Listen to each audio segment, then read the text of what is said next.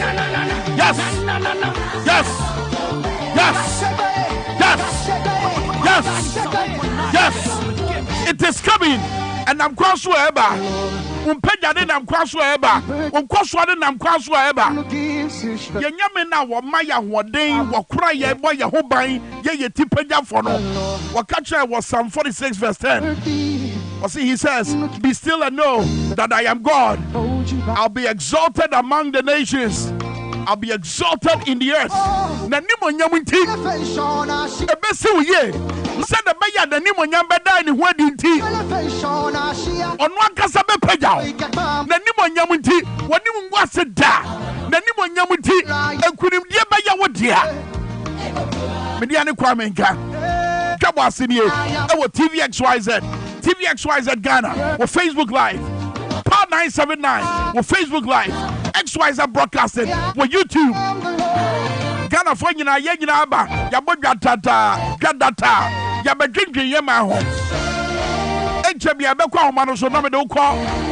Kwame Nkrumah Circle. E de na esi wo ho. Ya ni adroba fo be di nkomo.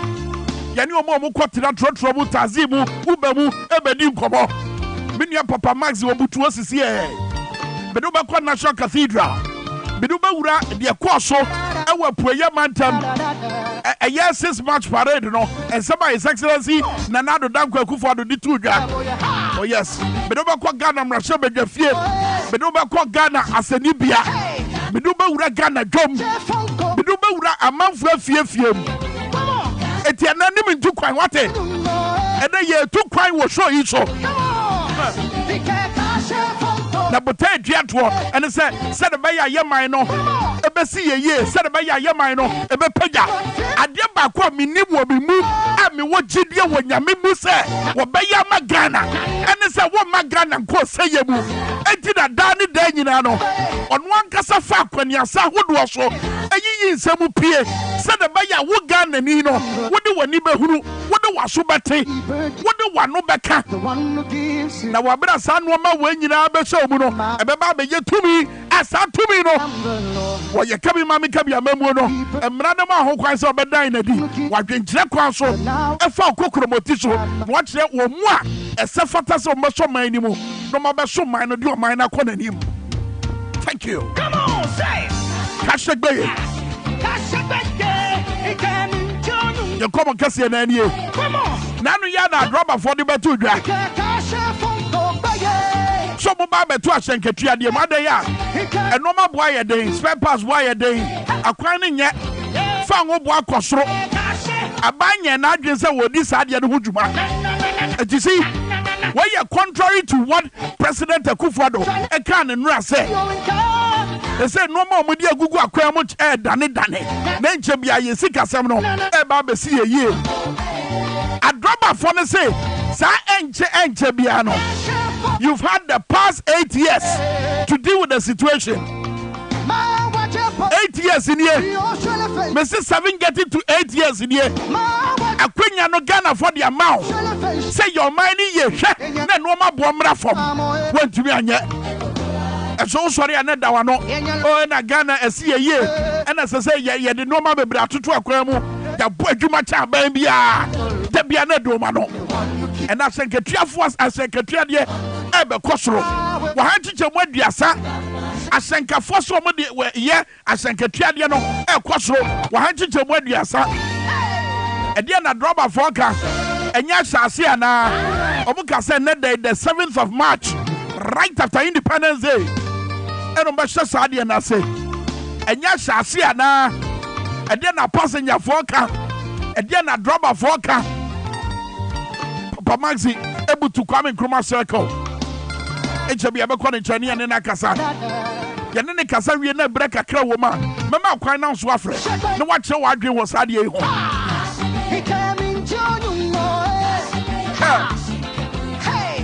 we ni political party or wa aban mu a otwabo aban dada John Mahama aban na wo si University of Ghana Medical Center Waye Rich Hospital waye akwan ahodo Kwame Nkrumah Circle interchange Pokuase interchange Tamamoto way expansion was sisi ayaresa bia ahodo wo catch us aban ni say wabon wonim hwe waye incompetent It is a bebre bedding in an one year. And it's a nefa ho bo akosra. And nam 20 a drop of 4 tracks and Cathedral. Bebre bedding 1 year. Yakwa so Papa Maxi able to Ahumano so when come Kessie with Dwabo Ase power 97.9. Yeah, said yes, he call Cathedral no. Yanya to move, and then a passenger for and so ka. Papa Maxi Ubutu Kwame Minkah said, come here, so say, where would have stations are hot war, and then I was Sabre. Kwame, my auntie for nano pay, and a pay I mean, no Cathedral, and I am new plan. Say she can see Numa, Ubia, and Tukaya, a hot and over a babet packer, ever Kwame from my sector. Now, no pay me 50 I may ban it, car me fire, no. Lord fair, me 50 about office, you know, and yes, pepper and yeah, Jamie. Now, me a year driver, Nini say, yes, in that, yeah, totally fair with our Tiana and in penny for Bonamandia. And what did there be Obia Monamandia, with ya a young information young baby answer. And that your best a year lorry fame. Now, me bedroom a year coming from my circle, no make call a year 08. O stage one no be quite a kubisa a year for you for almost say Ominya information be say your better lorry fame and net. In Pinocchio, beyond so Emma McCall, the woman called for a winning answer. Now, the bar a year new plan station, maybe Bisa, you know, so never had now say station, never had no. Obiasi Onya, a year information, Diana Kwame. I mean, no catch me of penny back one and bad you no more. Or not, would be a 50 year ever a half a million, so not ever had the woman. Now, my young in Casa, not another penny, do not so what a country or a part of the fair, yet. To a war on my gun and Muhammad. You are not customer or what kind of one can say and the other, but when you mean watching my power and TV as well. Yeah, no. And you say a year drivers union, so nothing they almost already say, but maybe tell Muno. You say Omunya information, they are the Tinakobata, and you correct. You know, be concerned, California and Sebi, and a trans is Guardian. If I the only year you current, I'm not concerned. 24 union 24 4 months thing. That's a better long frame one. The best year GPS you for any union next year and near by us. Yeah, she me up. Almost and now so sad and yellow press. Yes, to long frame. It's a month to Muno. Not just a few months to Mukra, not say Munyanko ye meet to some of long frame. You need to be out of the metro thing. But when you must say, Lord, pay you bet me out. Yes, you need to bet you on fair. Montoro repair, yes, and yet this month, and this year, yes, this year, Montoro repair, and yet now, Bentia, this year, Montoro. I didn't see a two. Besides, I didn't say, yeah, dear, so boy, I'm more bonnet, say, yeah, 2 when not fair passing, so, cost, and yes, not the other two. It will be a car, only enough. You have to learn them. Yeah. Also, as I depend on me, how? Study a bed, Johnson, a bed Johnson. If I told you, you dear, concern, woman. The dead is our call for no more questions. I won't finish almost. You have been conquered to almost you, but. And you're right, sir, so yes, sir. GPS when you may be you know,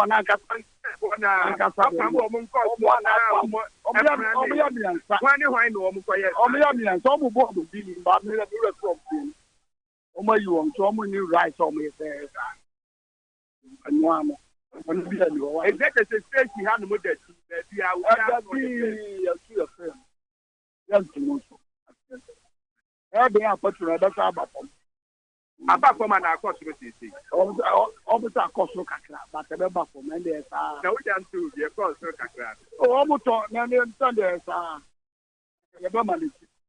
I'm at my phone water. There are two to say after a band in the blue. Then top of the street, I spoke to me and Penny.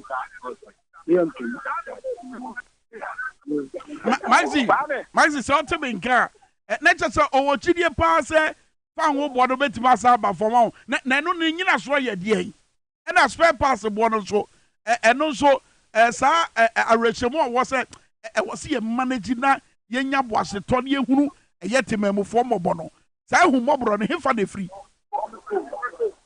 ehuma bro ne de say no Kwame asema wo busa no ono ti say entokwa na eba car mu no eno na say no mo mpese ebe sisi ewo car mu enti na say no wo mo ya ne ene yes so lo refer ni mu kra na wo mo ma ta so ho ato wo mo say dani da nyina ni e bo driver ni e bu me na edenti ni wa se wo mai ni no tanto kwasemo no eno na wo mo enta ama say no mo say na refer wo mo nturu kra ba mi hunu so betime busa na ede enu ehu a e kire se enje bia afa ho bo no besa ba fom why in the class asem ne kire no one day wo can asem se enche e beba fom e kan se no enche se or how ebeba wo mai no nturu se bi bisa ni se eye share pass ni to no be se akosoro no na omode tutu omode refer ni no what is say o say ene de e wo ari da nyina ye to eye refer mu ye to share pass ni ye to eye petrol ni enti no abeya part of womo enuma womo ye no enti no say e ba sa no a e de how ele beta say no ka de ene omo to lo refer ni kra ene say we di asem pa because ye nyina ye asanka ye tena hyen mu nyina no ye de ka de hwe animu an say calorifer no be nyina ba bi egina na no mu ntumo eti we maxi ye fancy enkae no ye be frɛ eye concern mpanifo no na ye buso mo say ba ne sai ena omo no eka bibi foforo na nso omo chitafo na so omo members no nso eka eye de yate adopai say omo nyanto asenketua de wodi asempa pa asempa kosika ye de asenketua de ikosora hey koma mu tira be ebeden yetima enya home ahome ke beden yatira man mu wodi asempa na die na concern for ne hu ye concern mpanimfo no edie no moteye edie nhyiamu no moyeye e no motimbesi sa agina ye so mbeto asenketua de wa hanchichemu aduasa omo members se ye ntumu na ntumu kina edie na kire utie Dwabo ya na so panyin ya woni maxi kasa ye o arehemu se nche bia fa ngo bo besa abafom na de ba ko kan ya e ma me se fem ye ene se ba bia adru no look ye hunu Ghana fo mobo na ye manage ni saa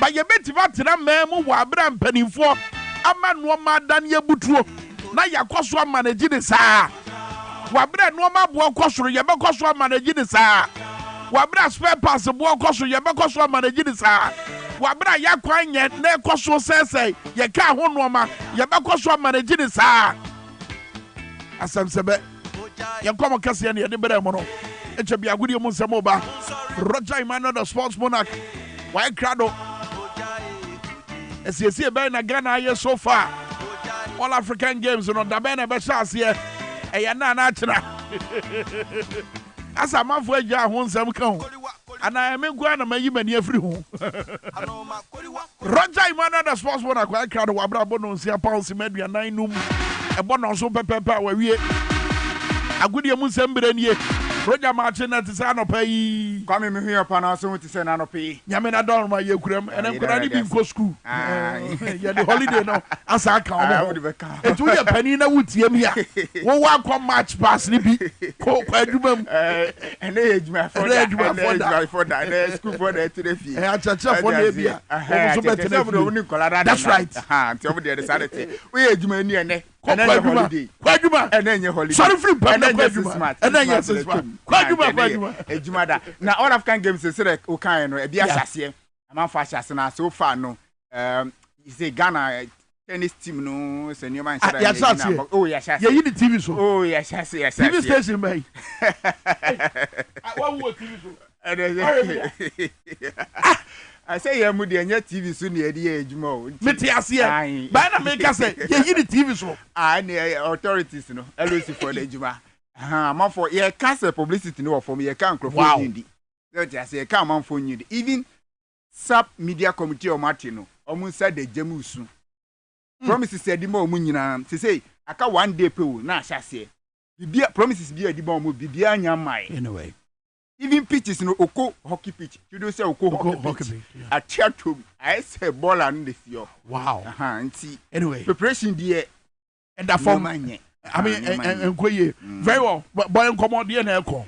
Okay, yatena sinano pay yatena se edi agude unsem eba latest no eye agude unsem anano pay abobo ne nyina nso no ye ne nyina hunsem ebro nano pay po 97.9 FM TVS was nano pay o hwe emochi esasemo akaba nsem ahodo na ekoso ni agude unsem anano pay yatena se ede hunsem eba mo no nsem eba enu ayo for Champions League games ekoso no hunsem eba na fie na nyame atuma Europa games ahodo eba so na enei abetu jase mo sala and they are returning back to Liverpool. One squad no na film game e no we gina esa kana fi latest news no ya mo no nsem nyina no and no pay yatena said ho some eba meeting at the road chayimano from the sports monarch Epo Taylor and na fi kojo abriye fosu mo nyina so cheche ema and no pay matena si amidin sem no the bro kama enchase mfafi ongoing African games ashase we eye Accra 2023 jumede kesia no ultimate chance na onim se enene nansa na akwaba jumede no ultimate course ni nyina ne se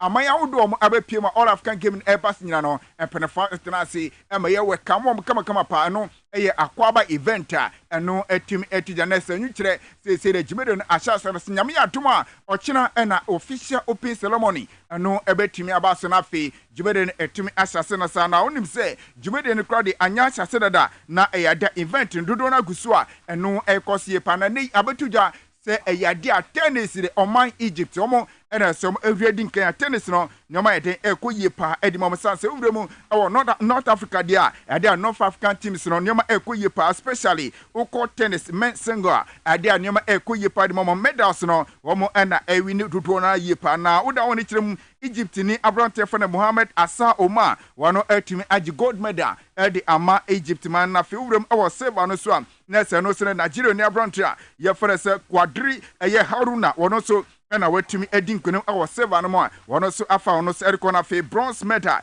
eno so eye Ibrahima Diaw wono so from Senegal wono so ena wono so atumi anya bronze medal awo jumedi kesia na se no so atumi koso na fe umbremu so awo Egypt wo akachi dia na se abrante wono so giekra na se 16 years ena watumi eti eye Hana Koda wono so atumi eboa manema konkan edima Egypt na se tennis no single event no wono ende timi agi gold medal eboa ma no se nema ekoyie nso edi ema Egypt won hihia eno so atimi etu dwanso ewo hono na fi uda woni ekiremu so na se Ghana ya so edia na se ma no afem no nema ansara ankoyie sase na ka Ghana fo duro na ehwe no na ka nema ebekoye no nema ansara ankoyie sase na be ya nema ebetimi akokse ni nyina echi no ya dia uda woni ekiremu de na se Uganda de nyade omo ebetimi ejina Ghana ne ma na se Ghana ma no quarter final se onomo etimi epie mu a ese omo tinkunim adifa ye Uganda for so 3-2 ema no etimi aboma Ghana ema yo nema ekoye edi ema bienu ne bom emema na fem de akai de mo na fe yima na ekome mu de nema antimi ankoyi amamo a nema ankwende ema no nema eguso ekoye kakrakra se omo bremu ehwe no se bipia so ebetimi akonka na uda woni kiremu ewo emema na fem a edi Ghana nema ntimi akoyi ma Tunisia for ekamiensa ene se omo de hye Ghana ase nema ntimi akoyi a na se mranti a medika bobo mu di no nyoma entim ankoyi afọmọmọ tennis jumedia eno ekoso fat no table no se netie uda woni echirema Egypt somo edinkan som enya 2 gold medals na fe silver bako bronze medal omunya bako Nigeria aso anya gold medal bako silver omunya bi na fe bronze medal somo anya bako na fe uda woni so echiremu so a na se uda woni echiremu oye Algeria for akachidia na se no so uda woni chirema na se ade a gold no bako no msetimi aka na fe silver ono mo enya bi na fe bronze medal ana so no mo enya bako na fe uda woni chirema Senegal for akachisira gold bako ekuta mo silver ono mo enya bi bronze medal ana so no mo etimi enya bako so ewo ehono ntina se hihye no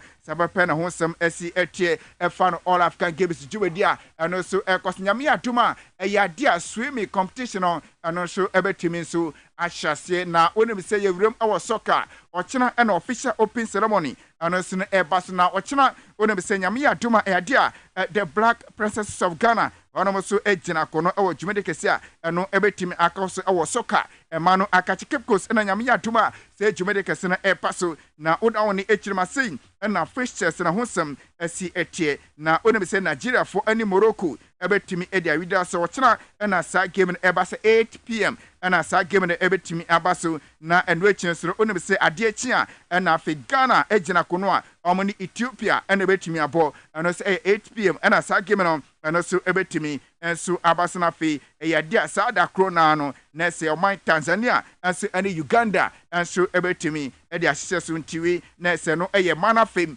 soccer all African games jumade kesia eno so ebetimi so abaso na yenko mema no so ye Black Satellite of Ghana coach Desmond Ofe wono na ekuta tim no nyame atuma womo abepiem won crisis womo matches no Accra Sports Stadium na mema no soccer eno betimi akonti ade awda woni kirema Black Satellite womo training wo Achimota School Park hono na Black Satellite womo team no eba training na ene ni ababetu ja sempene etimi anye hihema oda woni kirema ade oman fere se Nigeria mema na afemu ne Nigeria for ejina kono womo ene Uganda na ebetimi edi awidosa sa game no 8 pm na sa match no ebetimi atuja na fe nyame ya dum so a na tese ene another game no so ebas no oman South Sudan so ene Senegal so betimi agbasa match no 5 pm asara no echi no na oman fe na Nigeria na Uganda game no no so etimi abas na bom nyame ya dum a ochina na Black Satellite of Ghana onom ejina kono ewo Accra Sports Stadium onom match ebas no omoni Congo Brazzaville na ebetimi edi awida na fe ochina krona edi Gambia ani Benin enso ebetimi enso edi ahihye so entiwe enya hihye mperefo aye nyame ya duma ene press conference ebetimi atoja ewo Accra Sports Stadium Black Satellite omo ebedi kan ayomo press conference omo wi a na fe Congo for no enso edi omo de enso edi ahihye so na fe nema etimi akonkan edi afa emema no jumede kesi a eno eye soccer all African game jumede eno eba so a yedi ehonsam etuja na coach Desmond Ofe awo eye coach edema Black Satellite wetimi anemi ni squad all African game Accra 2023 ejirem esia kan edi ama oman Ghana goalkeepers eye miensa na abrantia yefana Said Yakubu wono eye goalkeeper sansana Vincent Anani and afi Daniel Afu womo eye 3 goalkeepers coach wetimi anemo defenders eye Aaron Essel eye abrantia fana Kufo Asama and afi abrantia yefana se eye Remama Atumaku wono so yede coach atunisa edi afeno sansana Nana Kwame eye Boache wono se coach atunisa edi afena fi abrantia yefana Maxwell eye Azafukwe wono semperefo atomsa edi afena fi David Amuzu wo eye defenders coach atunisa edi afrom midfielders eye Makati Ofori sansana abrantia eye fena se Mohammed eye Mohammed Muhaisin wono se coach atunisa edi afena Yimano Ejei Aziz Isa and afi Kasi Frederick wono so coach atunisa da fena wingers no eye abrantia fena Hakim Abdul Yimano Mensam and afi Kevin Nkrumah omo eye wingers coach atunisa edifo na afi attackers eye miensa abrantia fena Aziz Misbahu Afriye Jerry na afi abrantia fena Elson Michael womo eye players medokasi coach yefana David Ofe anase eye Desmond Ofe atunisa edi afrom say all African games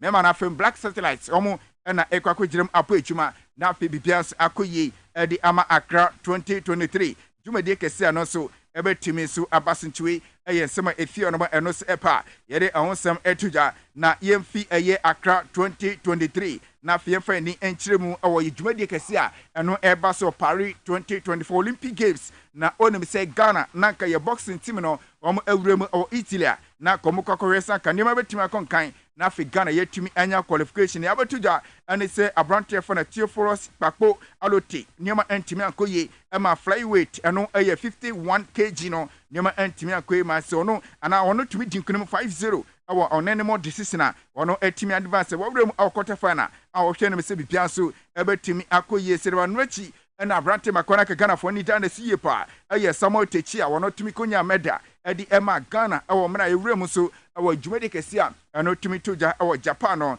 niema entimi akoyi endei abetuja se Samuel Techi ni bautre course woni eye Japan abrantie aye fene se Sion eye Nationana wono edi shells no niema entimi ankonkan ema abrantie fene Samuel Techi akodi ncho 50 ese niema entimi ankoyi anfama abrantie ya fene Samuel Techi ti wono entimi anqualify ti wo Senegal dwumade kese a qualify no ebetimi abase no wa hwa na abrantie fene Samuel Techi wontumi enko piemu enteno eye de fie no ma eno nso eba yewura mu awon semo from dia na ye National Sports Authority na enra eye Independent Day na Ghana pen ene ne penefo nyina edi Independent Day esomo edi ma surprise kese pa na wodi ema Ghana fo nyina ne se Director General Edima National Sports Authority eye Professor Peter Chumesi ni abatuja ne se empenefo omanpeni agine dwumadi edi afini nsem Nemo nienti ponti a Professor Peter Chumesi empenefo asakine no nyade a reason empenefo edi ho nsem edi ababatuja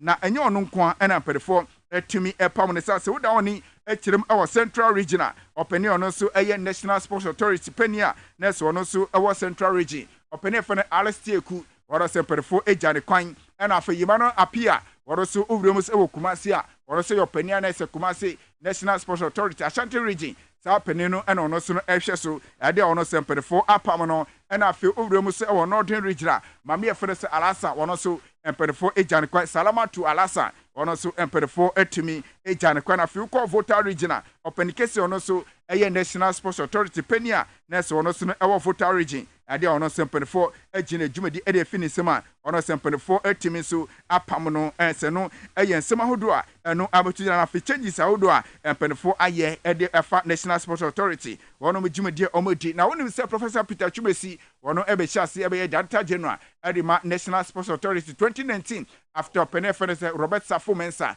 empenefo epam no emna anas expose eba ye namso ema Professor Peter Chumesi ba ye needie empenefo agine dwumadi enso edi afini sim na nei empenefo de atuja se Professor Peter Chumesi ekodi a opani a ye fene doctor eye doji eye nyamekpo wono ena mene okase empenefo etimi apane se womra na fi omoye Director General emwa na fi National Sports Authority no nyoma entimi enkonkan enfama mtiwe ye changes a empenefo so etimi enso aye ewo National Sports Authority wono mu akachia yede ehonsem enso etuja away from that yewrem awo soccer na fi ye hwensem no ekoso wonim se etano brother na eyadia President Cup etujwa ewo Kumasi eno eye club a ye fene Kumasi Asante Kotoko omoni anam Asek Mimosa na edi ehihye so na akense no eba na wie no na eyade Kumasi Asante Kotoko edi ncho eka polipoli mienu ma Asante Kotoko wonom eti eka na mo baako nti akense eba na wie no nyade President Cup no club a ye from se ye Kumasi Asante Kotoko wonom etimi agena onim se omampeni abreso na ekufado na abreso no eye cup match bie ni hono ma Kumasi Asante Kotoko wonom ekomu a omutumi awiniye onim se Ghana at 60 na eye 2017 House of Folk echikotoko ebome kamiensa wonom eti ekanamo bako nwachi ada President Cup 2022 has echikotoko ebome kamienu a omo eti ekanamo bako enwachi President Cup 2023 House of Folk echikotoko ebome kabako amantimi antena fi asambe tuja se Tano Bradanso Asek Mimosa from Abidjan ton ababeji Cup na Kumasi a omo sansidi kwa 2-1 ana omo di ehye club a ye fene Kumasi Asante Kotoko wonom eti ekanamo bako ntiwe eye ne no so efio no ma eno so ababetuja na yewremu awo opani a efene Haruna Idrisu wono ena Kalela United bobo kana ni dia onesema tuja o catcher National Sports Authority mpenifo so omunya ne tentem kra na fi Aliu Muhammad Stadium andei ne man hyera nkoyi Makalela omunya kwanya ensiaka wo hono o catcher mpenifo so mohwe na hu se CBS fatabia no omunya serebia Kalela United ewetimi abomu matches awo ye Aliu Muhammad Stadium yente Honorable Haruna Idrisu Tamale Central MP Nisem Awoka. You know, currently, Mr. Speaker, I'm a manager to a football club, Karela United. The Honorable Minister knows that I'm struggling now to get stadium even for training, even for my matches. I've had to run to Nalerugu, an uncompleted stadium. Mr. Speaker, tomorrow this weekend I'm playing the Porcupine Warriors, Kotoko. I've sent them to Nalerugu. They've already protested that the standard of the pitch is not good enough, and that if there is no apron, they will not come. And when they come, they will penalize me and take points from my club, which is already struggling. So, Mr. Speaker, Minister, pay particular attention to the Tamale Aliu Muhammad Sports Stadium.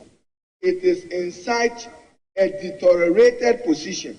Currently, Mr. Speaker, I am the one footing the bills even to water the pitch.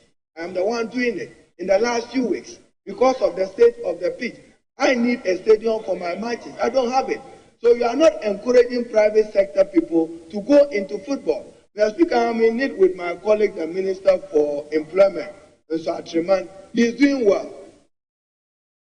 Halina Idrisu wono ana Kalela United any Diana Motise what is asem so that to Jana e ka fe ne ho sem no odi kan se onim se me di ka be ka kiro sari tu for kwara consideration baba be su eye Dr. Kwame Sports Complex eno ewo Kumasi neba and it's a house of folk so omo home matches omo move from Accra edi Kumasi na oche wie omo ne before quarter no ene boni awatuja and it's sempre for edi sa match no edi Kumasi hono na game no ebetimi atuja na onim se match se eba se na oche wie na senate Kalela ne Asante Kotoko Airport Diana Stars and the Legon Cities ebo Bechem United ebo Samates na fi Go Stars ebo Great Olympics Hearts of Lions and the RTU so ebo Bonafi has a folk ebo for quarter no Accra Lions and the Brokum Chelsea ebo Bonafi Stratman FC and the Dreams ebo Nation FC as in the Diamond so ebo Boni abatuja and they say Brokum Chelsea omo anya complete coach for the summer bodu and they say afiba ko summer bodu wono na ebekuta Brokum Chelsea oboko na finema kokana under coach Edima has a folk Abubakar Watara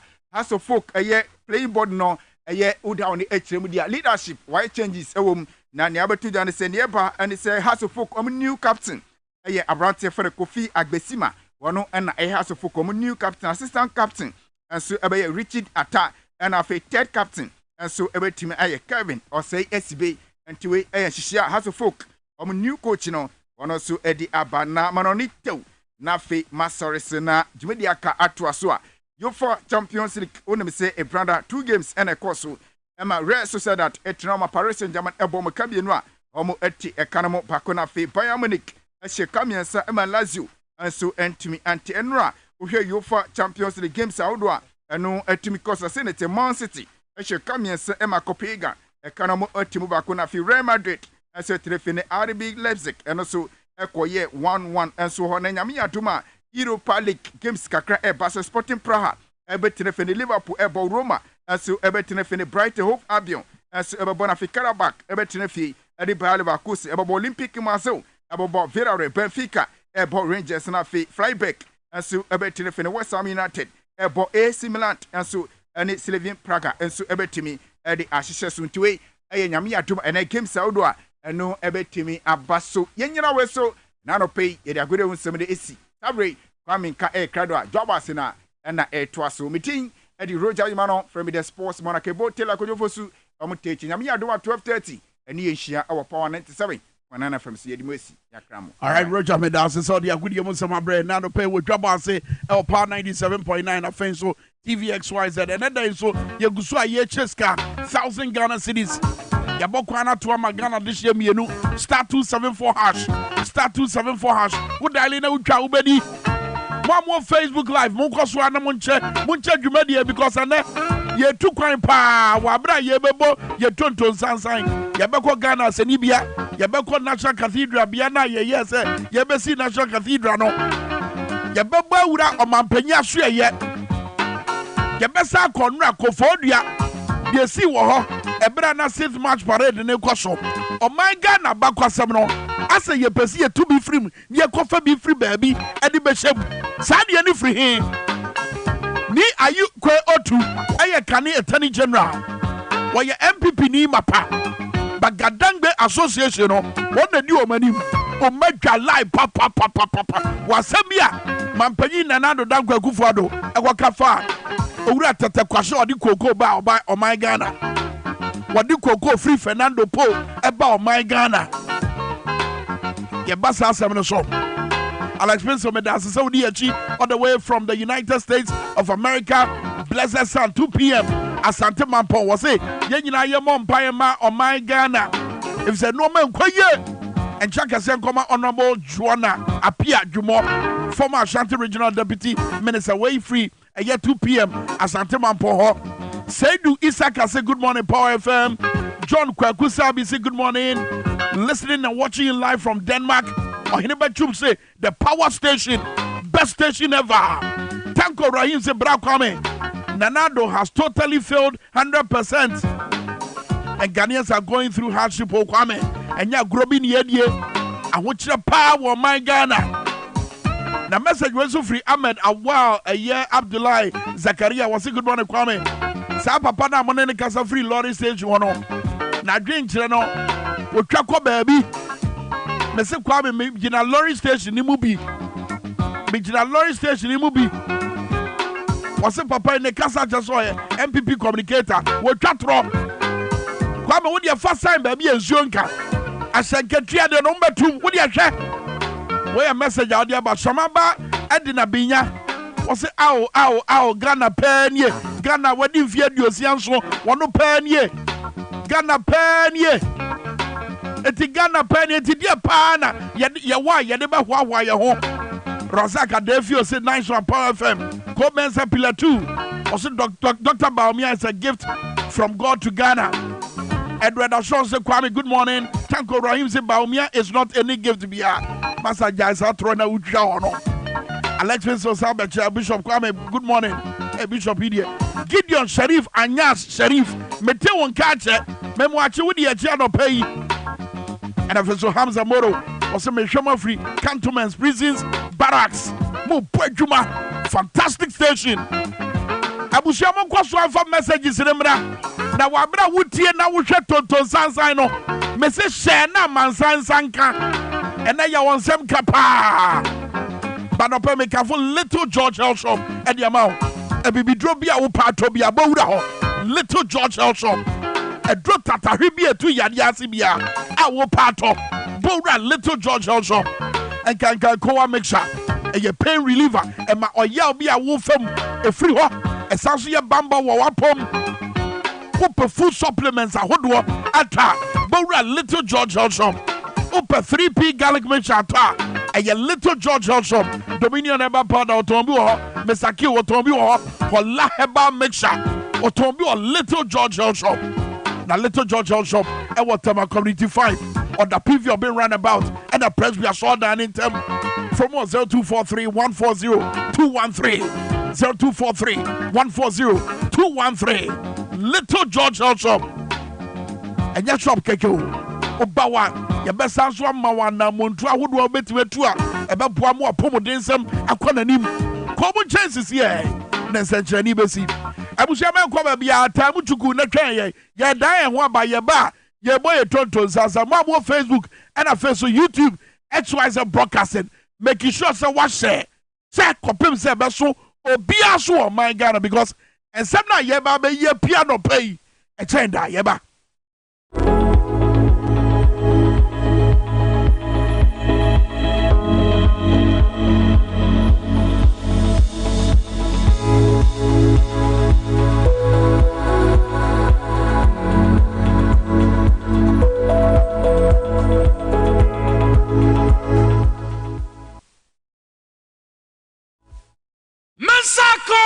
Masaka! Easy or your power for Masaka promotion. There isn't a big or you're big. Separate enter power for Masaka promotion. More day I never dial *274#.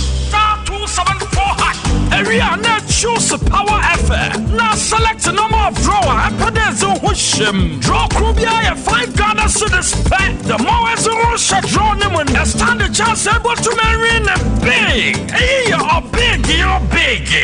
Every week you saw your 50,000 Ghana cedis in a chair. Hey, 50,000 Ghana cedis. Knock off your good *274#. Masaka. Power for Masaka promotion. It's licensed and regulated by NLA on Caritas Lottery Platform. Kaida drawing Shashada home.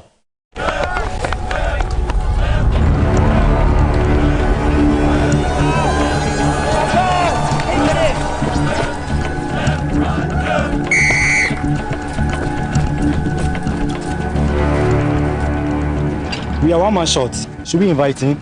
Yeah. It be old cargo. Can I join you guys? Yeah. Always brave, fresh, natural, eggs, mineral, water.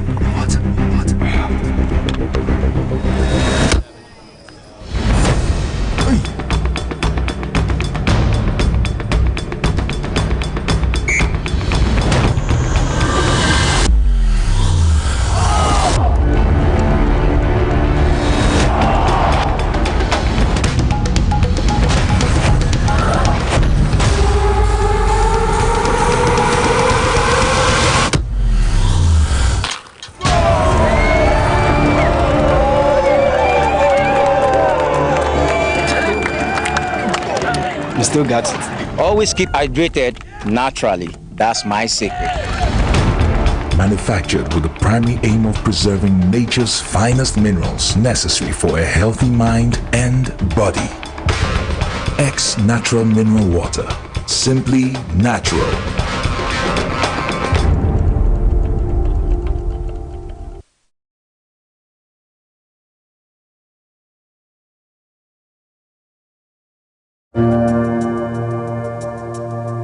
Welcome to the Royal Dazzle Event Center.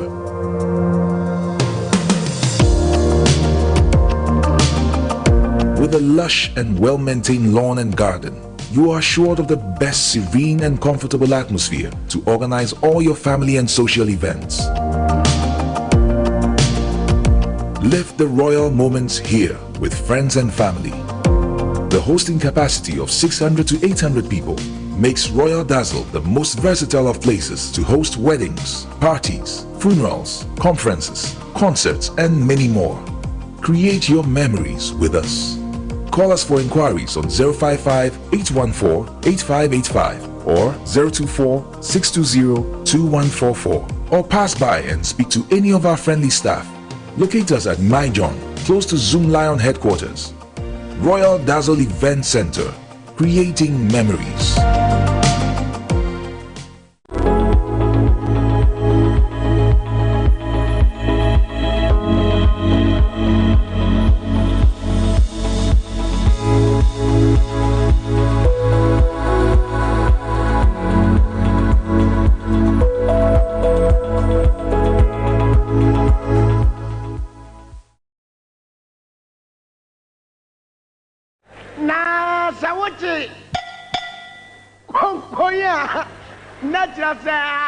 Samaba na sawote konkoya na trasa samaba na sawote konkoya na trasa samaba bayamo o fanya sane mani ade bobiachi oba ne wanye ne yaka obe ne yesusu na waka na this government dey anya kula sawote konkoya na chese o fanya Hey, wabra yebo ye tonton sansan. Twebe afidie no ba bia wo bia se wo hwe mo Facebook live a ye power 979 ya chance ya ye stream o Facebook live. TVXYZ Ghana o Facebook live. XYZ broadcasting o YouTube. Mesra wabra wabedi ye chi no share sada ba ya amansan asobete. Share sada ba ya amansan asobete.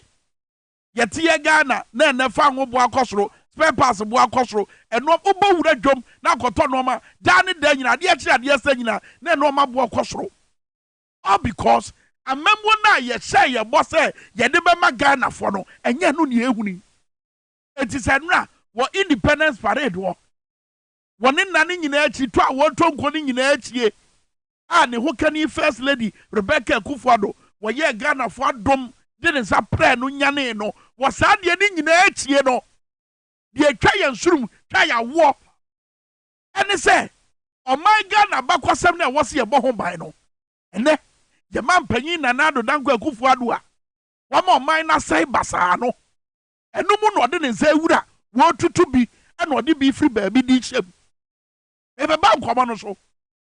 And the last time I was yes ade we e be dane nkomo kese pa wo mamu ha na ya about wan mu ena boa ye chichire o man Ghana fufuro ya ye gi ye fa hudi a ye di tete Ghana ne betu sa asase di e be ya asase di no na wan mu na edi animu em ye nya ye fa hudi wan mu na edi animu wan e be ye debate kese pa to the sense omo modern di be wura ye man nwomam e dane o man Ghana bakwasemu etienra wasa ensem na no wonka no a wasa dane na no beka kire se ye kwa ye nim no o man Ghana sika sam be dane am ye dum pempenso a ye box site ye be nane na ye de abeye bibi soronko wo man Ghana no within that speech na wodi sa tro no na wasa beka sa asem no bibie ni wa edi adanse e wo ne kasa o kasa ni nyina ebetima ma mega na ni manya rehemu se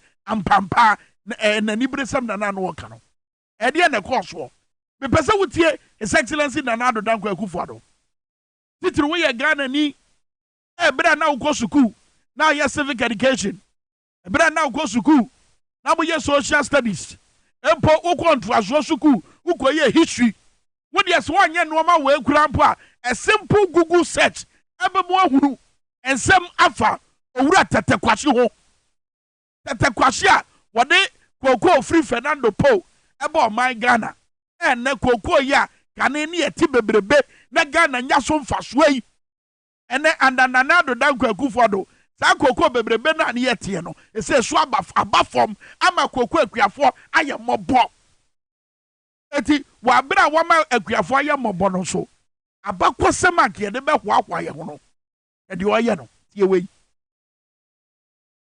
It retains a nomenclature from the colonial days when it was the eastern border of what was the Gold Coast colony. The region is the most heterogeneous in our country and a microcosm of Ghana and home to the most diverse of peoples. Over the centuries, the region has attracted citizens from all parts of the country and beyond who come to work and find a welcome and lasting home. The attraction is obviously the abundant mineral resources and the rich and fertile soils. It is, after all, only a few kilometers from here that the first cocoa farm in the country was planted in 1895, some 129 years ago. And from there, the planting of cocoa spread to other parts of the country and became our leading cash crop. Indeed, Tetekwashi, an indigene of Mamponga Kwapim, here in the eastern region, brought back in the late 19th century the cocoa pod from Fernando Po, now Bioko in Equatorial Guinea. So look out for the English word indigene. You can so be an indigene of a Kwapim to say, yeah, na mampanyi kana. The other say, a year or rat at Tekwashi, Kwanina. What the cocoa free Fernando Po ba o my Ghana obey a cocoa for Cassia and the Ghana cocoa na ya papa ya tibebrebe and the kufado swatiano na the casa yo kanya mabacho the other say tetekwashi if you kwapem. But you see, do a simple Google search kwa Wikipedia kaka wo ho baby a wo teacher ni a wo cho civic education wo teacher ni a wo cho social studies we teach any watch out history kaka ho baby o ka che say eye owura tetekwashi efri meba so bransa na no ebra na no si ya wo ka asem no wo mu a asem yi o mo ya a mo de o mo nsa pempem dan ho anka wan hwe kura ka mo je ya ba eye gadangbe council wo bo se de nanado danko akufo ado Ghana mampanyi ye no eye ntam kase lawyer yi kweotu anwumre no mu a ana one ye nuanom TV3 edi nkomo na bufuo no se de na si wasoro no na che nkuretwade we. All say it is even from Peshirola. Whichever way, it's a guy. Look at the name, Tete Nkwashi. This name can never be not on names. You understand? In a crowd, they tell you when you mention your name, we know where you come from. I mean, if you know the history, you know that during the creation of the Greater Accra region, some of the Krobos were sent to the Eastern region. And the issue was that they said they have their farms there. And that if they opt to come to Greater Accra region, the people may tell them that then they cannot take their lands away. And so they opted to go. That is why you have Nene Sakite and the but they don't name and never, names from the Eastern region. So if we all know, as you rightly pointed out, some say Teshi, some say Osu, how do you today go and stand somewhere and tell an historical fact like this, turn it upside down and say that the man was an agent from Ampo? And you see, it permeates through everywhere. As a Ghana, no, Nanado Danko Kufado Nene Domi, Omo Person Chichiri no Fufro. As Omo Person Chichiri no Fufro. And so, a Jumana ye will call business na Ghana for no moto santre to swaba at the mouse sebe yono. Besi ne wunye ye. Wusi suku dino, wusi asu piti no, yesi kasamo nye. E ka do man Ghana so and na Ghana pa na no ye de hwa ho say ye pa na ye the fastest growing economy in Africa and na ye de cut to the point say ye ntimi ntua ye ka. Eno ne wo call job, eno ne adwuma, potini adwuma but adwuma nkasa ye de ma wo. Ba hwe ba bia ye man panyi e de nani akyere. Ya bakwasem no person was done no. And you see me say ye simple Google search. Na yen kan bibi fat tete kwahye ho, ura tete kwahye ho. Makọ Wikipedia wo so kọ. Wo say tete kwahye 1842 22nd December 1892. That's just say ya wo no 1842 was 1892 and some of more fan home. Was an agriculturalist in the British colony of Gold Coast and the person directly responsible for the introduction of cocoa crops to Gold Coast, which today constitute one of the major export crops of the Ghanaian economy. The country Gold Coast became independent in 1957. Kwasi traveled to the island of Fernando Po, now Bioko, in Equatorial Guinea in 1870 and returned in 1876 in order to introduce the crop. He died on Christmas Day 1892. Bronya Bremu 1892 no wuye. Afei ne biography ni nie. Etu ko Wikipedia hona. Ko ba bia ya twa biography ne honsem.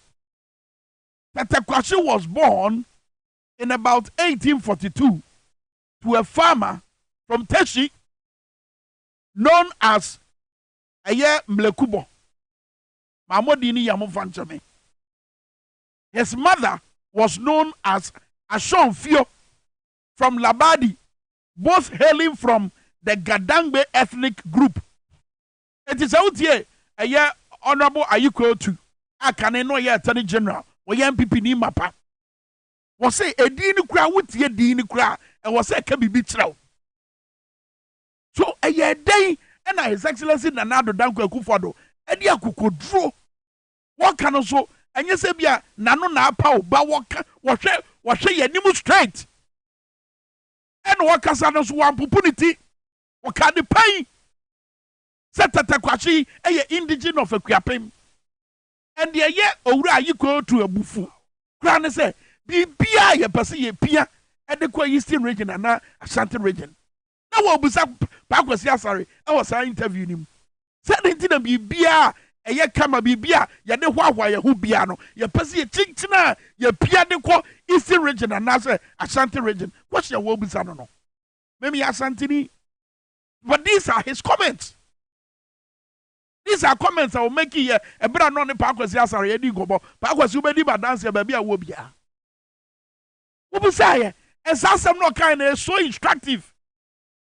As I would to normal hodwa e fire bakwasam ho a ye man panyi ene ne nkofo yi omo pekwan bi so adane na wodwe ho a wonte ase asa Ghana foforo bi no mo peso omo kyekyere to the sense say ade mpo a ye nyina yagya tum say eye ye ti wade mpo no ene wo twentwen ne nase wo ho ansa na wagya tum say eye Ghana fo nyina gyina ye mekasa fa ge sense mi ho ade mpo a Ghana fo nyina ye gitum say nya yesu enya ye ban ene yade yo bo abra ene ye culture ebo abra ene ye belief ebo abra. Every nation is a nation because of its cultural practices, its religious beliefs. It is our cultural practices and religious beliefs, you know. Every nation be a entotona say. So when you have a president of the republic who is a leader, who is supposed to be the servant of the people of the country, now one representing one a man for the history, a man for the pedie, a man for the day you are, then who are you? What you why?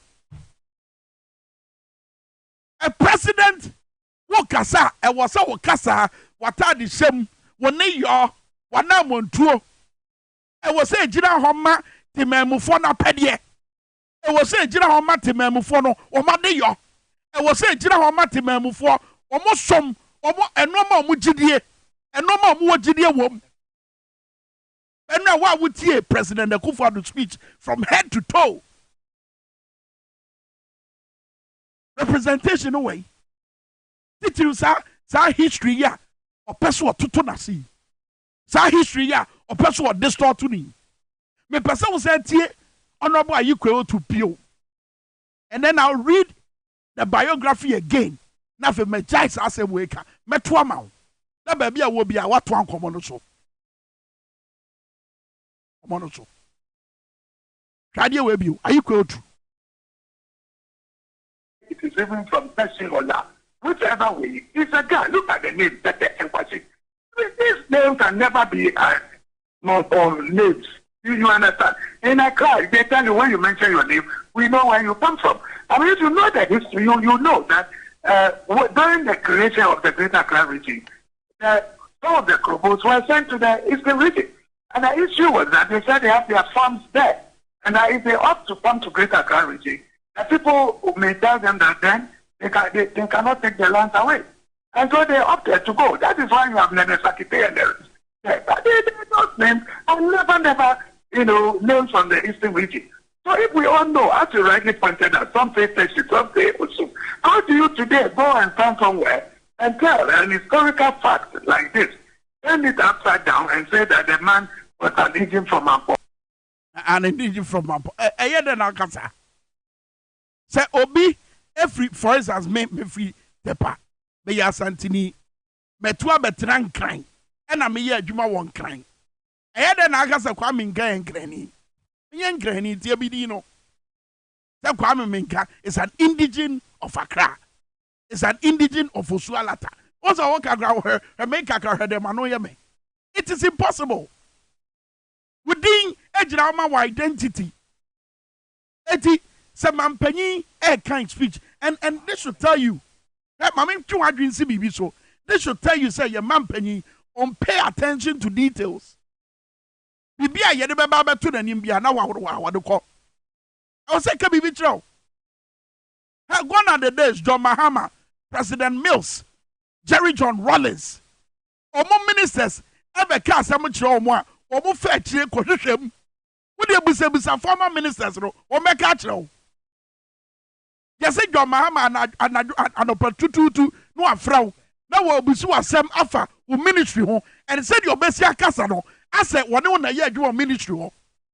And you see, and no grandpa will pay to me no. Sadia did die when you want the casemu. And John Evans Mills, a brand nas, a yes, our expose about the Ecosu port no. One tran to show what you are now, but surprise you or more. Can I drink more? Yendi and Krahuni, Yama and Krahunte. Was a Jerry John Rollins. What yes, you got him. Now, what it got him? Indicating leadership by example. And in who Jim, what in who Rem. But in the case of our president, with all due respect, in the case of our president, I said, Bibia, you remember to the Nimbia, now what I married you, and I'm in your way. If I'm in so. Where ya minim Bipia Besibia Wakasa one representing near air cost one Kasa Womemha. Nano State of the Nations address. Walk camp for Nino as a Ghana Fufrobia Sam Walker. And I was also Sizudia. Wabra no deliver the speech. No anya Jefferson Saki, no so TV so aye narration be say e Kufuado de one day one factory buy 18 akantaka etimi ye cars. Wabra ye dim say anya no kure. Enyame ncha de say e bra o cars asem no me mehwe. Nyame ncha de say sabra na me gina hobi. So I have to quickly come in and tell them straight in their faces say ensem no mo kan anya no kure. I believe say won so ye bi. So you see, President no, and then a pump for what year a Baumiansua, and say what year State of the Nations address, a just say Ghana ya normal pa MPP buying, ya buy normal chain, ya baby awaba, oh Casa Domano. And your Mubeka Biano, Ghana for him, no crano pass, your moka, and ya Ghana ya tibiasem, and no moka. So apart from distorting facts of history, facts with regards to our daily life also, yeah, they start to know. And ye peer assembly say yetrim by force tinchira yenyi ntum say enam yade kodi ewo coronavirus ene Russia ni Ukraine tokwa enti no man Ghana sika samasai yomo ya no meanwhile you sika $400 million it will tam Ghana sika $400 million say mampanyi ate de kokwam wo hye nyame bo say wodi nkunim wa bato ni ma wo besi aso dan ma nyame eno ayenkwa amana kase ene yetu wo ho hwede yesi ye bra honorable Samuel Okudjeto ablakwa woni honorable Sam George Sami Jemfi honorable Neil Antevandapoy ene MP sahodo Ghana chitafo ahodo eye so mu bawura eye biayo na yetu amana kase pa yehwe Ghana fo sika ahodo ede agum na Ghana fo ni asupiti na Ghana fo ni nsuonom na Ghana fo nyinam kanea entimi nyina so na Ghana fo akwan nyina ya poto ade ato MPs no ade asrafo bi no mo kyerɛkyerɛ hwade we mame. So please we just have one for the company. No, let's stop. Okay, so Captain. Yes, welcome.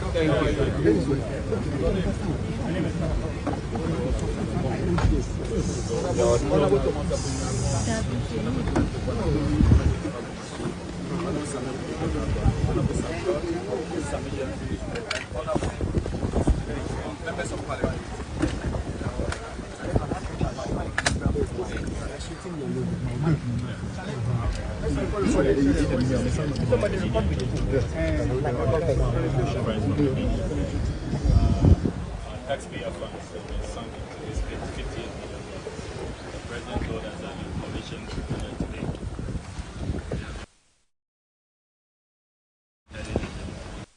Sure, the commission.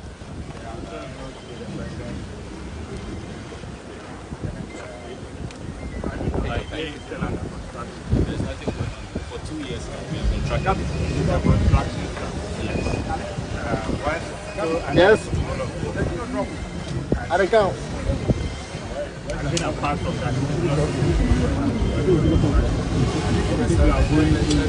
If you are going, we need special equipment.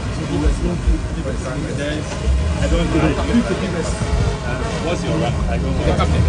Yes, you can. You know that there is no construction. Actually, we know for a fact that for 2 years now there is no work going on this side. It's an abandoned place. So why are you claiming that there is some construction going on? There's nothing. You said it's a project. Yeah. So it means that it's not been completed. Yes. So for you and I, it's still under construction. And I am here to prevent you from accessing the place. So on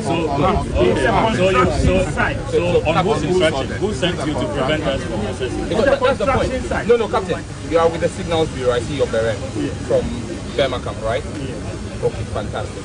Now, you serve at the pleasure of the president and the commander-in-chief. You said this is a construction site. The president...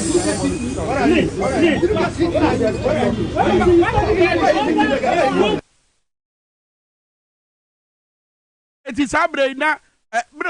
Video no forget about my face. Forget about my face. Video no. I mean, I don't go yet true. I yet Ghana for over $400 million. Over $400 million. I yes ye gum. Na Ghana for ya namon si for. Ya mrashe bedwa for. Kwa akwahwe said ye you made ye netibia city a. Sira ni na nya akokodro yesi akwan. And you see when your first time a bibi says yo, someone back kaya momo de ye say ye enchebia na mu wura fia de. Miti enti ne ye wa ha no. See ye back kai mo. Some back kaya ebira na honorable Kwame Minkah kando omune house committee for ebo pro se omo hwehwehwe ayare sabia hodo ayeje abandada ne chase ayeje asi ho no the same thing is here in one of the areas the same thing na sire ni bia basa wo makwan emomo nkwe ede nkwa na wo biayo ya yes aso da ma oman ayi nyankopon a ye bo ho ba ede nkwa na ho ede na wo ho a yam pese MPs ni behu ede nkwa na wo ho a yam pese MPs ni behu ba nyame ncha de omunya akwanya wura mu no Samuel Okudjeto ablakwa mo ede o manu December 2 dwa te se de o ka kire Mugabe Mase were inside politics no. Was sense should ya say a brand so say ye be ye hwehwemu na ye hunu sika nkasa ye de wura say dwumade yi mu fi say won yo matete no e ye kakese pa na ya bo my Ghana o my Ghana pa esika ene awia ne ya hye no asɛ no tie de honorable Samuel Okudje to ablakwa kan the Cathedral Church Affairs, Museums and Gardens, Communications. Then you have an office manager. Then you have secretarial staff. Then you have volunteers, interns, and national service personnel. So it's a very elaborate structure. And we are demanding that after all of this financial loss to the state, this complex secretariat should be closed down immediately. Demand number 7. We are demanding the immediate retrieval of our taxes from the following persons. Architect David Ajay, who has so far pocketed $19.6 million. That is 250 million Ghana cedis. We demand a refund. Kyrie Summers, who is based in the United States of America, is also keeping our $6 million. That is 76 million Ghana cedis. We demand a refund. Then there is Reverend Victor Kusi Boateng, Kwabna Edu Jemfi, the infamous. We are demanding our 2.6 million Ghana cedis from all of these people. Demand number 8. We are also demanding a publication of the Deloitte audit, which was promised the Ghanaian people on the 24th of January 2023. It's been more than a year since the National Cathedral put out a statement signed by the chairman of the Board of Trustees, Professor Poko Nyina, that they are inviting Deloitte to audit. Since 24th January 2023, it's been more than a year. Where is that audit? We are demanding a full publication of the audit. Demand number 9. The MPP caucus in Parliament should desist from sabotaging the impending parliamentary probe after a unanimous parliamentary resolution. The MPP's unpatriotic conduct by deliberately delaying the submission of names of their members to the Right Honourable Speaker for the committee to commence work is most condemnable, as you are all aware. But for this delay by our colleagues on the MPP side, Parliament should have instituted a probe long ago, 6 months ago. They are refusing to submit membership of the committee from their side. We demand and we urge all Ghanaian citizens to put pressure on their MPP MPs to be patriotic, as their name expects of them. Demand number 10.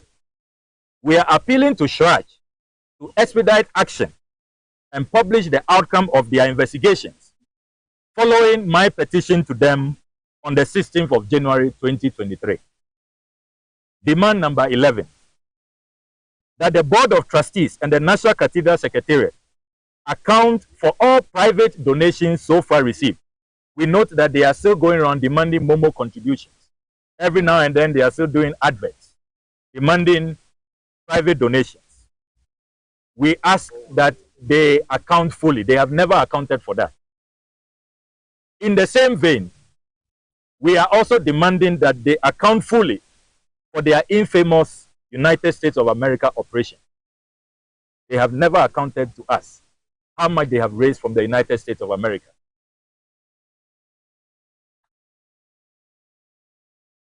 Demand number 12.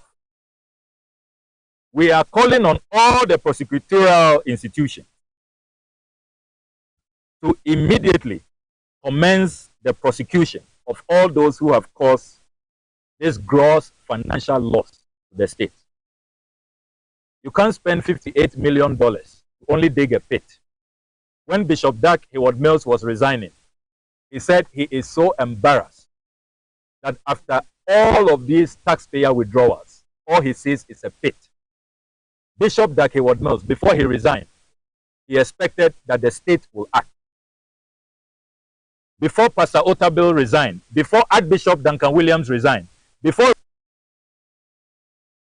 as an asofo mpanyinfo we nyina e di omadwuma beto because na secretariat no national cathedral secretariat no omo kono no omo ka ho bi asa no nyina de omo adwuma beto nyina wo say eye Ghana for etfo no a mo de tu sa amena wei mombu wa kontanche Ghana for mom ye hunu nukure wom etinsem be du mienu ya honorable Samoloku Jeto Ablakwa e de atodwai ade ba ko ye me de wom se nempo ye nyam wa ya na na okache Mugabe ma se wo so ochidenti e no mo de nsem we tudwa na obi ambeka sa kira se nam sa ban asesa e ne tata nkofuo bi no ochida semti e no mo ye we e me de se ochida bi wo ho se ne anye ya adechia mu nsem nyame be ma ne nsa so nukuredie no beda ni wadi Ghana for sika 58 million by way of taxes. Resikan kaya yede ma akoye friend Ajay. Saudi Arabia for nyina mpo apono omo mpese obeben anything with regards to omo infrastructure. Na so Ghana hwehwe animu de yakofa no. Ene yede sika ma no. Go ye omo sie se omo odan kese wa America. No mo na eba ba ye adwuma ma my Ghana na yetimasi Cathedral so bi ma da no honorable Okujeto Ablakwa ko ho na ye ba bia ye kura coffee beans na ye soto bia ye kura coffee beans omo so sika ye de mo e mata ho mfia ho fo nyina sika Ghana fo sika ye hwie de mo se sika wa nyina wo ka boma wonim de betima ya ma my Ghana sika wey wo ka boma wonim de kebetima yama la dehye a ye dwo maso piti guye na ekufo ado ba be ka kire se yentwan busume aduonu enwotwe ansa ene ye besi awie wa bro ma twan for the past 4 getting to 5 years see ye besi sa ya de sabia ibio. And last one yenti honorable Samoloku Jeto Ablakwa bio wabra na wodan na di se hwe amena dia wo de matu bakani fam ene ne papa yomu a ena sanke yakoma pa bi ena wo ho a wo de mo fansi aya de sabia magana fo sa amena ya matu ene asase ya magye madwi ajaje fo dan aguo amanfo companies ahodo na esi ho a yadwiri nyina aguo running into millions of cedis at the expense of the taxpayer no. What the assassins ya magye da ho ya mo fa nya hwe no mo fancy hospital magana for tie de okai suggested that the place be converted to a hospital. We are of the view that we need to have an urgent, dispassionate, patriotic national debate on the way forward. What should happen to this pit, the world's most expensive pit? This national disgrace, we need to do something about it. And we are inviting the contribution and input from all Ghanaians. Ladies and gentlemen, we want to thank you very much for your courage, for your love for country. We salute you. This is only the beginning of the struggle to demand full accountability for what has happened here. Thank you very much, and God bless you.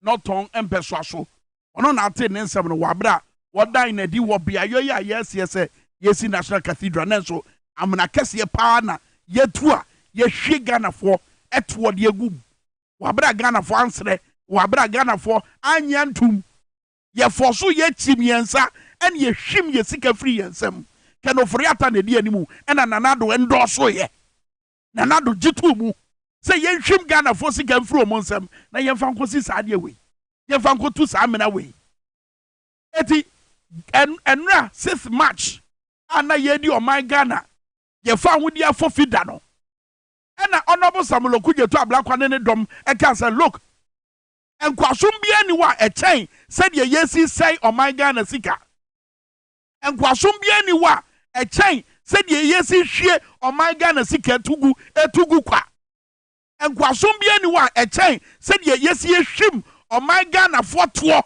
ya gye free yensem by force na ye de akotu amena we ene turo gina ho ka say amena de o manya atu awie eti woto ama oman no ye ndidi ye ho nkomo na ye musa ho say edie ne ye betimi di asase ye wono de woni nsusu ye mu no ye fansi ayare sabia me ye sure say wo so tie bia wo dwen say ye fancy school dan obi so beka say ye fanye bibi foforo anka sana nanado ye ya ka me nyini se nkomo no be sei ka nanado di CBB a eso beba mfaso pa dia ma o man Ghana ka me nyini se sana nkomo no be. But unfortunately Ghana for asem America na me den se meka but there was some meka e ye nhye meka because we say bebre sas bebre amutie mu bebre amutie me sasem ya me ba beken e hyemutirim mu keka wo mu kokoam sabre. Unfortunately yedrum pempezo a yenya president one represent your values, one represent your gidie, one represent your som, one represent enoma eye ya pedie your pen wo ye your pen no ye your pen no ye to the sense say eye tumu ade mu fancha me ade nche oba ni oba ena bema ne bema ware ade aba Ghana mrasha bedwafo esi hu ginaye ahye ho mra ade wo so wo ya ne se fansa hyase no hwe the way our opportunity hwe movie bi o mo ate de akere yen wa bro bi amfa asem bi ankoto court na mampanya ba bontia beka se obi di asem bi akoto court meanwhile there are no records that say obi di asem bi akoto court fi se emra bi ani wa mampanyi de ne nsa hyase wa bra IMF enka bibia wo bebia say ye de nsa hye sa mra yase a omo mfa sika bia maye no na mampanyi ne nkofo omugu finance ministry e de abeto dwa say IMF si say meanwhile IMF enka bibia sa na hwa brantie ya wo ye nsentweni na me ne na ya adwuma wo City FM. And look, they say baby ayadu no a matter of principles. The wujina mano jinama kopem say yesu beba. What's the sound wadrin se sound wana montuo to sound wujina ya. Ya baba won se macho where 2011 Richard the last guy. Wa barefoot intervideo kro no so Facebook. And answer about try 9 June 2011. Was it just received a shocking email from a self-confessed homosexual based in Ghana? Folks, can you imagine? The young man is asking me to help him lead what he calls a sustained media campaign to pressurize Ghanaian authorities to recognize gay rights in all forms. Massa, I beg you in God's name, please try elsewhere. In fact, if there's anything I abhor most in this world, it is homos. God punish you. Richard the last guy. And also wakosia mene wanya mene nimfo enim die. Akwanya nim die bro obi ade so. It is our values way sa esu way eye Ghana su a wodan na di no. E wo sa de ya wo twa ye wo Facebook and Richard the last guy ato atwene. I say gay ni lesbians no. Wo mo fa hodie nti o makwanya bi a wo so obunya nti. Wo di animu e di asem na court said the beya mampanyin fa ne nsa enhye sa mere yase. Richard the last guy no. So you see what they've turned good people to. First, na ye clergy no. O free clergy o ma concentrate for.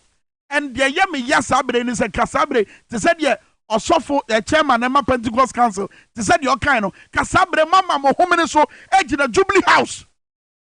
Etiatia mugu mampanyin so sa wanya ne ntamfa ne nsa enhye krata na se na wanya ntreha na wo ba Ghana for say eye World Bank ni IMF yes ye de nsa hyase a wo mu maye sika Ghana na ye wo ye koko ye wo ye timber Ghana kuro ya ye mampanyin eno na wugira independent parade e ka se enche bia ye ba be na ne bauxite e de aye bibi no sa Ghana kuro ya wose obi born treha me wa wo konkrata mu bibia ni wadi adanse say IMF na World Bank e bo Ghana treha wo mo ma born treha ye USA for no United States of America wo mo kwa na born treha World Bank nko kan wo ba bia say wo don sa secretary we yase ye mfa sika we ma won kan wo ba bia ye tro e nada en futura ye tu agu Ghana fo ani so mano no Baku enso e kanse mienu etina honorable eye friend say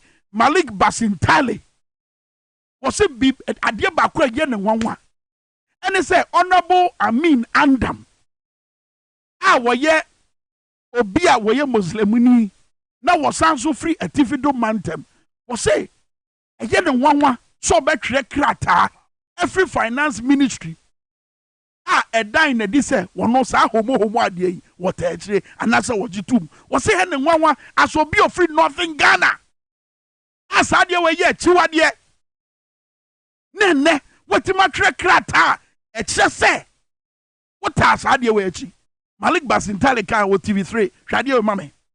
To my surprise, Mr. Amin Anta comes from a constituency, Karaga. No individual in Karaga will ever support LGBTQ.